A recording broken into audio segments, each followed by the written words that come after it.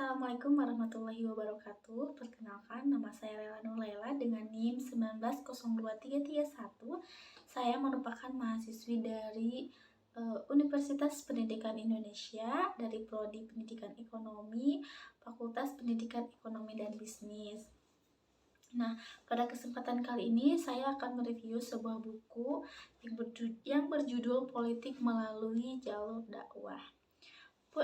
Video ini dilakukan sebagai bentuk dari penyelesaian tugas dari salah satu mata kuliah, yaitu Seminar Pendidikan Islam. Nah, pada kesempatan kali ini saya akan mereview yang berjudul Politik Melalui Jalur Dakwah dari Muhammad Natsir gitu ya.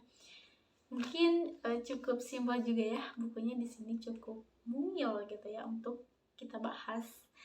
Mari kita langsung aja ke pembahasannya. Nah, judul buku ini adalah Muhammad Natsir, Politik Melalui Jalur Dakwah, yang ditulis oleh Agus Basri pada tahun 2019, yang diterbitkan oleh Dewan Dakwah Islamiyah Indonesia. Nah, buku ini dibuat adalah sebagai bentuk penghargaan atau refleksi gitu ya Muhammad Natsir pada masa beliau masih ada, karena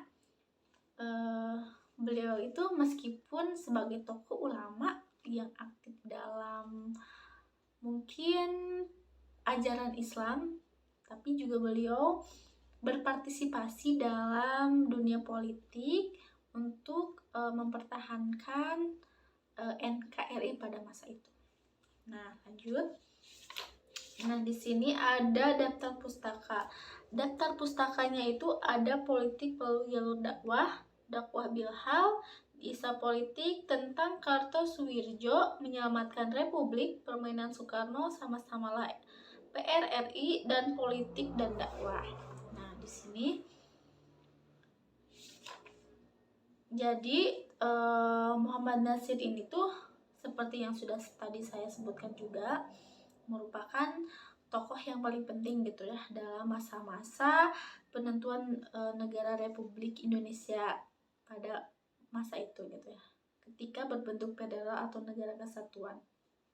Nah, jadi beliau ini merupakan salah satu tokoh yang cerdas gitu ya, yang aktif, yang belajar dalam agamanya, sehingga juga beliau pernah mendapatkan beasiswa untuk bersekolah atau berkuliah pada masa itu. Nah, sebelumnya beliau juga mengatakan bahwa tidak tertarik untuk gabung dalam dunia perpolitikan karena dia tetap ingin mengemban atau mengabdikan dirinya ke masyarakat, karena beliau adalah seseorang tokoh ulama gitu ya, tokoh yang mempelajari agama Islam dan beliau berkeinginan untuk mengabdikan dirinya ke masyarakat, memberikan kebermanfaatan mengenai ilmu yang sudah beliau dapatkan gitu. Namun pada bab yang di Isa Politik ini beliau ternyata tertarik gitu ya untuk bergabung dalam dunia politik, karena pada saat itu beliau diajak oleh Pak Sabirin. Pak Sabirin itu adalah ketua PSI cabang Bandung gitu ya.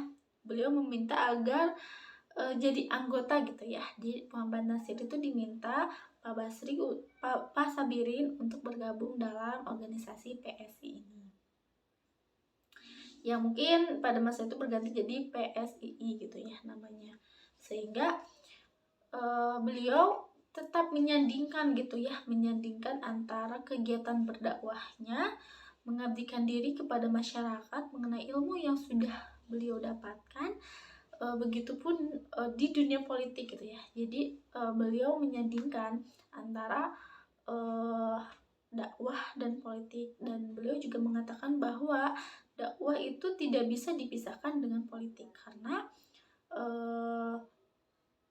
dalam politik tidak ada dakwah itu hancur. Jadi beliau mengatakan seperti itu. Nah, kemudian di bab yang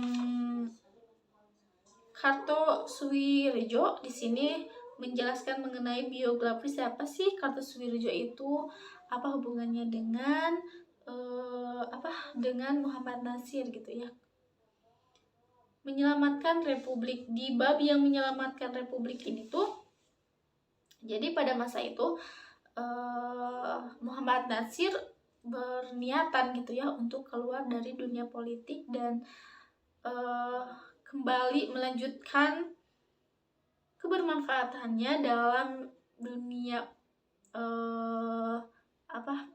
penyebaran dakwah gitu ya, penyebaran agama Islam, dan juga mungkin pada masa itu juga sudah cukup lama gitu ya beliau dalam politik dan berniat untuk berhenti. Namun pada masa itu juga Soekarno menolak atas permintaan atau niatan dari Muhammad Nasir ini, karena Pak Soekarno mengatakan bahwa lebih baik kehilangan 1.000 orang daripada kehilangan seorang Muhammad Nasir ini, karena beliau ini tuh sangat berperan penting gitu ya dalam keberlangsungan mempertahankan Republik Indonesia ini gitu. Kemudian di permainan Soekarno di sini tuh lebih ke menjelaskan bagaimana pada masa itu Soekarno memerangi gitu ya, memerangi Belanda dalam merebutkan hak Indonesia gitu ya. Kemudian mungkin langsung aja ke yang bab terakhir, itu politik dan dakwah. Nah, di sini tuh lebih mungkin menjelaskan bagaimana kehidupan seorang Muhammad Nasir, karena pada saat itu Muhammad Nasir mengalami atau pernah masuk ke dalam tahanan. Nah, pada saat dalam tahanan itu mungkin Muhammad Nasir ini tuh ketemu dengan beberapa tokoh juga yang mungkin aktif dalam politiknya. Nah, jadi Muhammad Nasir itu selama dalam tahanan itu tetap memberikan dakwah, menyebarkan ilmu-ilmu mengenai agama yang beliau miliki. Jadi mengajak beberapa orang untuk tetap lebih ke pokoknya menyebarkan bagaimana beliau berdakwah gitu. Jadi walaupun dalam tahanan beliau masih tetap memikirkan Indonesia, dan juga jadi mungkin dalam pembahasan, karena ada beberapa tokoh politik juga dalam tahanan tersebut, jadi beliau membahas Indonesia namun juga tetap membahas atau membagikan dakwahnya dalam masa tahanan tersebut. Nah, jadi secara keseluruhan buku ini tuh menjelaskan mengenai perjalanan Muhammad Nasir pada masa itu, yang menjelaskan dua sisi Muhammad Nasir, karena beliau sebagai tokoh Islam dan juga tokoh politik gitu ya. Jadi lebih ke menjelaskan bagaimana perannya Muhammad Nasir dalam dunia politik gitu. Nah, karena buku ini lebih ke menjelaskan perjalanan Muhammad Nasir dalam politik, hanya mengulas sedikit-sedikit saja gitu ya, bagaimana beliau mengabdikan dirinya sebagai seseorang yang aktif dalam dunia dakwah juga gitu ya. Jadi mungkin kelebihan buku ini tuh bisa dilihat gitu ya, bukunya cukup mungil, seperti kayak mungkin kita bisa sebut saja ini buku saku gitu ya. Kita bisa dengan mudah memahami bukunya, bisa membaca dengan cepat mungkin dengan satu waktu, karena ini cukup mungil juga gitu ya.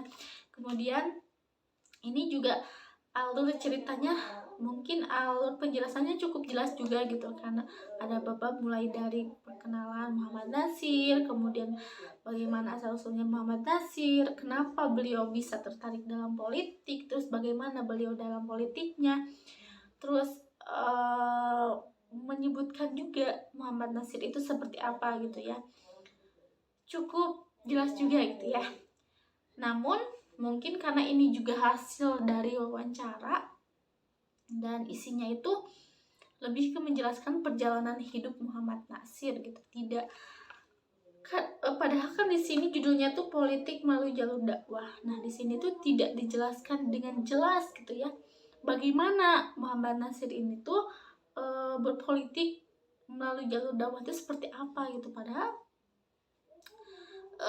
awalnya kan dia cuman maksudnya tuh gak ada penjelasan bagaimana sih gitu ya berpolitiknya melalui jalur dakwah, itu belum disampaikan dengan jelas, walaupun mungkin diulas-ulas lebih sedikit ya. Ya, mungkin dari saya cukup sekian. Terima kasih, semoga bermanfaat.